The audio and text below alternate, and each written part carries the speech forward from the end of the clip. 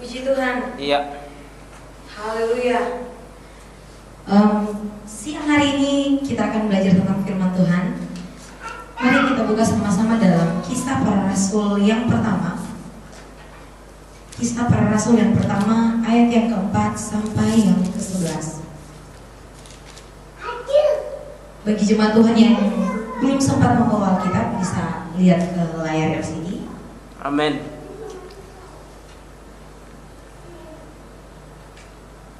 Saya akan baca sekali lagi di Kisah Para Rasul yang pertama, ayat yang keempat sampai yang ke-11. Firman Tuhan berkata, pada suatu hari ketika ia makan bersama-sama dengan mereka, ia melarang mereka meninggalkan Yerusalem dan menyuruh mereka tinggal di situ menantikan janji Bapa yang demikian katanya, telah kamu dengar daripadaku. Sebab Yohanes membaptis dengan air, tetapi tidak lama lagi kamu akan dibaptis dengan Roh Kudus.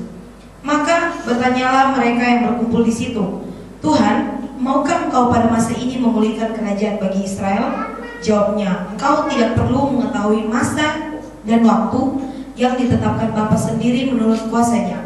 Tetapi kamu akan menerima kuasa kalau Roh Kudus turun ke atas kamu, dan kamu akan menjadi saksiku di Yerusalem dan di seluruh Yudea dan Samaria dan sampai ke ujung bumi. Sesudah ia mengatakan demikian, terangkatlah ia disaksikan oleh mereka dan awan menutupnya dari pandangan mereka. Ketika mereka sedang menatap ke langit, waktu ia naik, tiba-tiba berdirilah dua orang yang berpakaian putih dekat mereka dan berkata kepada mereka, hai orang-orang Galilea, mengapakah kamu berdiri melihat ke langit? Yesus ini yang terangkat ke surga meninggalkan kamu akan datang kembali dengan cara yang sama seperti kamu melihat dia naik ke surga. Haleluya. Puji Tuhan. Firman Tuhan pada hari ini saya berikan tema berjalan dengan iman. Banyak kali sebagai orang Kristen kita menganggap kenaikan Tuhan Yesus itu adalah hari libur atau ibadah kebaktian yang biasa-biasa saja seperti yang kita lakukan setiap minggunya. Tetapi kenyataan berbanding terbalik dengan yang sebenarnya, bahwa kenaikan Yesus ke surga ini adalah hari yang bukan sembarangan atau waktu yang tidak sembarangan, karena hari kenaikan Tuhan Yesus di surga ini adalah titik balik dari kehidupan murid-murid Tuhan Yesus yang dulu. Selama kurang lebih 3,5 tahun murid-murid berjalan bersama dengan Tuhan Yesus dari pagi sampai malam, kembali lagi pagi. Mereka terbiasa dengan kehidupan yang tiap hari dengan Tuhan Yesus. Buka mata, udah ada Tuhan Yesus. Mau tidur, masih ada dengan Tuhan Yesus. Tetapi tiba waktunya bahwa mereka akan ditinggalkan oleh Tuhan Yesus, yaitu pada saat Tuhan Yesus akan naik ke surga. Dan mereka tidak akan melihat Tuhan Yesus lagi secara mata jasmani mereka. Yang kita lihat bersama murid-murid ini di saat Tuhan Yesus meninggalkan mereka pada 3 hari waktu Tuhan Yesus mati dan akan bangkit, mereka di situ sudah mulai putus asa. Mereka sudah ditinggalkan Tuhan Yesus. Murid-murid sudah ada yang mulai mundur teratur. Hampir semua kembali ke profesi semula, ada yang menjadi nelayan kembali, ada yang menjadi pedagang. Dan mereka mulai meninggalkan apa yang menjadi panggilan mereka dalam kehidupan. Tetapi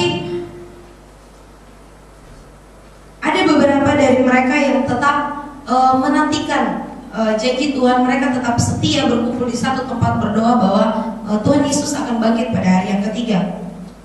Dan juga ada beberapa murid yang pulang ke Emmaus. Tetapi yang kita tahu bersama, di tengah perjalanan ini Emmaus, Tuhan menyatakan diri kepada mereka.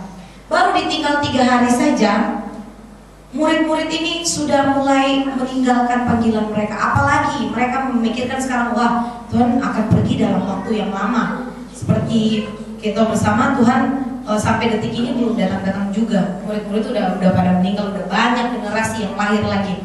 Tetapi pagi hari ini saya akan membawa kita apa maksud dari Tuhan Yesus sebenarnya bukan meninggalkan kita. Apa maksud dari Tuhan Yesus naik ke surga? Pagi hari ini akan ada 3 poin yang akan saya bawa.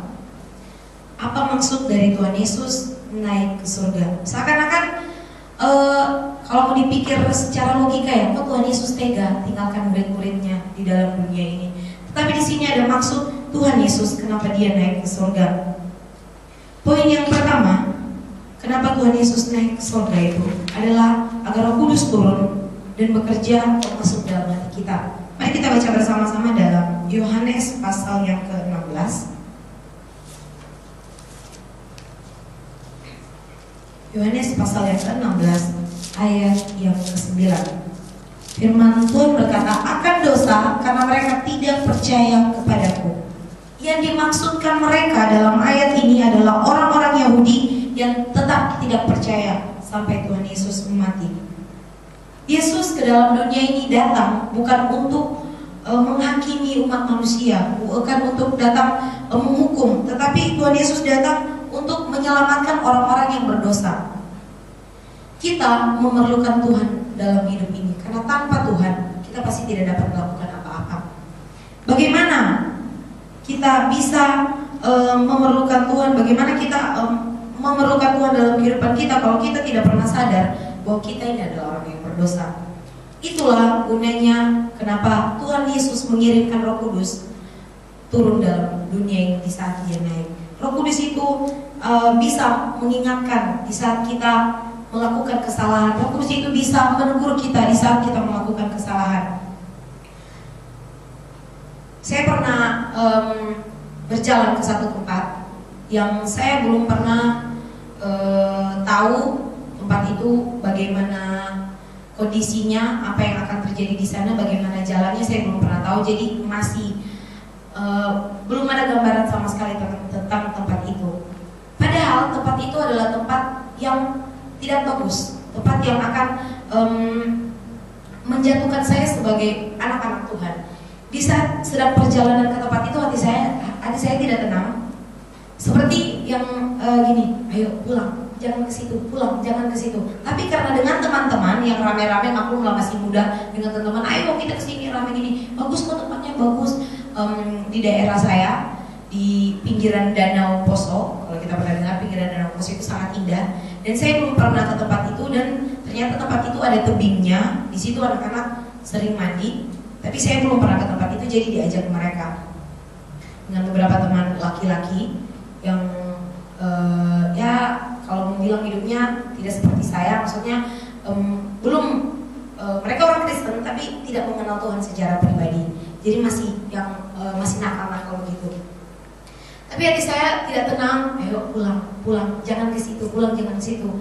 Akhirnya, tapi kan secara manusia saya tidak mungkin menolak untuk tidak mengikuti ajakan dari teman-teman saya.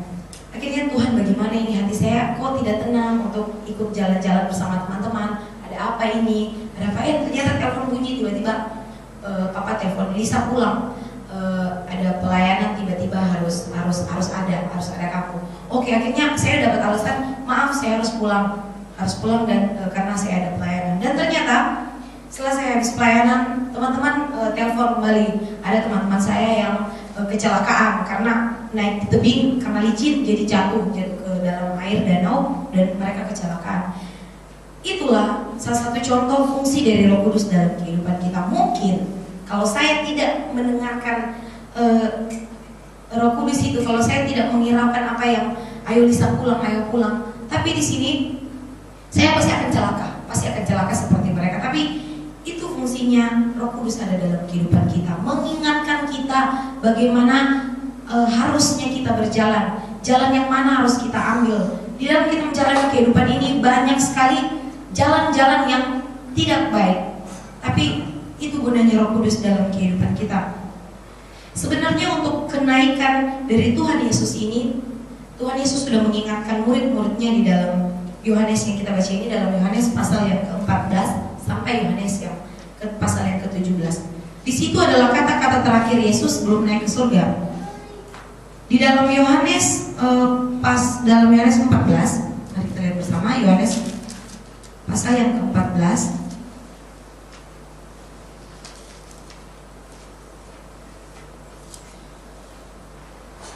ayat yang ke-18.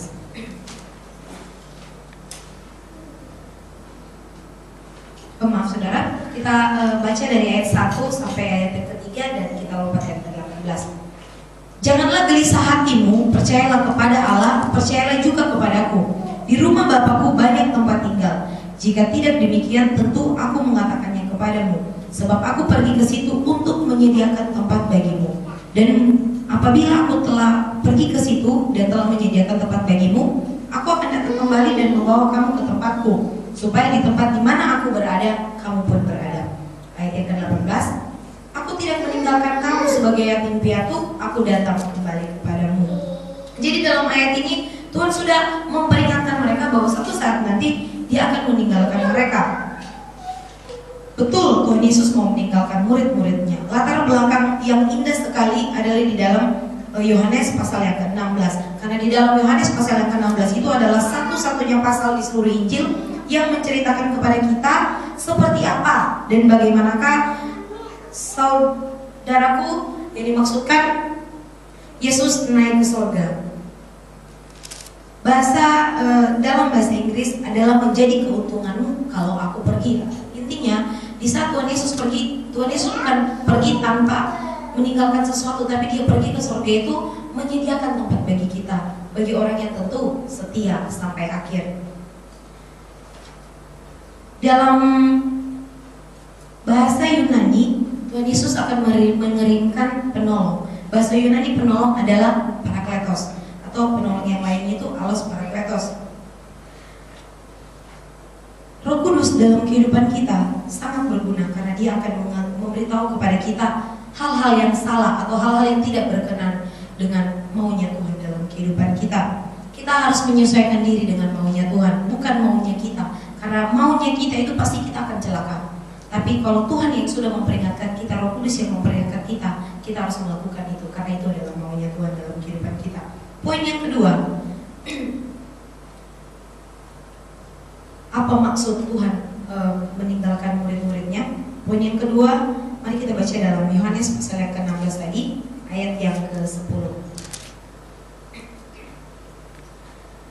Ayat yang ke-10 firman Tuhan berkata, akan kebenaran karena aku pergi kepada Bapa dan kamu tidak melihat aku lagi. Poin yang kedua adalah Tuhan mengajarkan kepada murid-muridnya untuk berjalan dengan iman. Yang dimaksudkan kebenaran dalam ayat ini dalam bahasa Yunani adalah aletheia, adalah kebenaran yang tidak bisa terbantahkan, antara benar-benar real, kebenaran yang real. Artinya itu adalah kebenaran yang dari Tuhan. Kalau kebenaran dari dunia itu pasti akan salah, pasti akan ada titik di mana itu salah. Tetapi kebenaran dari Tuhan itu tidak akan pernah salah, karena Tuhan itu adalah kebenaran sendiri, karena Tuhan itu yang tidak pernah memiliki dosa.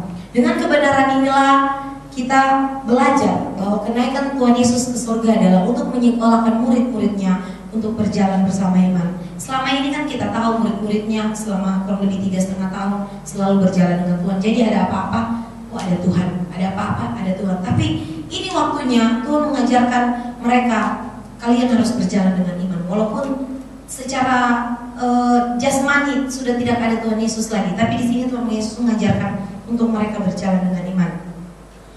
Betapa indahnya maksud Roh Kudus itu datang dalam kehidupan kita untuk mengajarkan kita tentang kebenaran akan iman, untuk kita bisa berjalan dengan Tuhan. Saat ini, apa yang saudara harapkan? Kenaikan Yesus ke surga mengajarkan kita bahwa kita harus berjalan dengan iman. Banyak hal-hal yang sering meragukan kehidupan kita. Sebagai contoh, saya punya waktu sekolah Alkitab, saya punya ibu staf. Ibu staf ini pernah praktik di daerah Jakarta dan dia harus pergi acara retreat di puncak dari gerejanya, dan malam hari itu juga dia harus kembali lagi ke tempat pelayanannya. Dia waktu pergi bersama jemaat, jadi masih gampang lah, masih naik mobil bisa tanpa menghilangkan jalannya. Tapi malam itu dia tiba-tiba ditelepon dan harus pulang karena ada pelayanan mendadak, ada duka dari jemaat yang meninggal. Dia punya uang waktu itu hanya di kantong hanya 10.000 rupiah. Sedangkan kata ibu staf saya harus naik mobil itu selama 3 kali ganti mobil. Dan itu uang 10.000 rupiah tidak akan cukup untuk 3 kali ganti mobil sampai di tempat pelayanannya dia. Tapi dia bilang kepada saya, Lisa, Bunda berjalan dengan iman. Walaupun hanya 10.000, Bunda percaya Bunda itu bukan pergi untuk senang-senang, tapi Bunda itu kembali karena ada pelayanan. Jadi dia berjalan dengan iman, dia yakin pasti Tuhan tolong selama perjalanan. Dan akhirnya betul, selama di perjalanan ada orang-orang yang dia tidak ketahui yang membayar uang mobilnya itu. Ada orang di samping tempat duduknya bercerita dan ternyata itu Muslim. Akhirnya ibu staf saya ini mengenalkan tentang Yesus dan orang ini terberkati dengan kata-kata dari ibu staf saya, dan akhirnya orang itu yang membayar uang perjalanan selama, yang lebih anehnya orang itu mengikuti selama 3 kali ganti mobil. Pikirnya Bunda, ya ibu staf saya dia sudah turun pada waktu pertama, ternyata pas naik mobil kedua, loh kok bareng lagi, naik mobil ketiga gitu juga. Akhirnya perjalanan ini bukan cuma perjalanan yang sia-sia, tetapi sepertinya dapat 2 berkatnya double. Bisa menyampaikan tentang Kristus dan bisa mempraktekkan iman. Ternyata jika dia benar-benar beriman bahwa Tuhan pasti akan menolong dia. Kita lihat bersama. Apapun yang kita tidak pikirkan, itu yang Tuhan sediakan buat kita. Dan poin yang ketiga, kenapa maksud Tuhan Yesus meninggalkan kita? Kita baca dalam Yohanes yang pasal yang ke-16 ayat yang ke-11. Akan penghakiman karena penguasa dunia ini telah dihukum. Yang dimaksud penguasa dunia yang dihukum ini adalah iblis. Dalam bahasa Inggrisnya iblis disebut Lord of this world, artinya Allah dari dunia ini. Poin yang ketiga, dengan iman kita bisa mengalahkan iblis. Yesus naik ke surga dan Roh Kudus turun, dan dia bersaksi bahwa iblis sudah dikalahkan waktu Tuhan Yesus disalibkan. Dalam ayatnya yang ke-12 sampai yang ke-14, masih dalam Yohanes 16 tadi, masih banyak yang harus kukatakan kepadamu, tetapi sekarang kamu belum dapat menanggungnya. Tetapi apabila ia datang, yaitu Roh kebenaran, ia akan memimpin kamu ke dalam seluruh kebenaran. Sebab ia tidak akan berkata-kata dari dirinya sendiri, tetapi segala sesuatu yang didengarnya itulah yang dikatakannya, dan ia akan memberitakan kepadamu hal-hal yang akan datang. Ia akan memuliakan aku, sebab ia memberitakan kepadamu apa yang diterimanya daripadaku. Roh Kudus dalam kehidupan kita adalah memberitahukan segala sesuatu apa yang menjadi mau Tuhan dalam kehidupan kita. Dan firman Tuhan berkata, Tuhan berkata, Roh Kudus itu akan memberitahukan apa yang Roh Kudus telah terima dari Tuhan sendiri. Pagi hari ini kita tidak usah takut.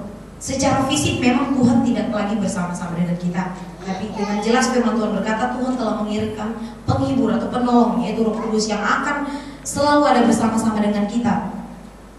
Sepertinya kita ini lebih spesial dari segala sesuatunya. Tiap hari kita dikawal oleh Roh Kudus, kemanapun itu kita bangun, kita tidur, keluar rumah, dengan segala aktivitas kita selalu dikawal dengan Roh Kudus. Sangat enak. Mungkin kalau penjagaan dari manusia itu pasti akan lalai. Kita punya bodyguard yang selama ini harus keluarin duit. Kalau Roh Kudus kan sepertinya gratis gitu. Tidak harus keluarkan duit, kan harus membayar Roh Kudus, tidak harus. Tapi kalau bodyguard secara manusia, kalau bodyguard itu harus dibayar lah otomatis. Itu pun sudah dibayar, penjagaan pasti akan lengah. Dia tidak setiap saat ada di samping kita. Tapi kalau Roh Kudus, dia selalu ada dimanapun kita berada, mau lagi tidur, lagi berjalan, lagi beraktivitas, Roh Kudus ada tetap bersama dengan kita. Pagi hari ini kesimpulan dari firman Tuhan, berjalanlah dengan iman, karena Roh Kudus ada selalu dalam kehidupan kita. Di saat Roh Kudus ada dalam kehidupan kita, kita pasti akan melakukan hal-hal yang Tuhan mau dalam kehidupan kita. Puji Tuhan, Tuhan Yesus memberkati. Amin. Tepuk tangan.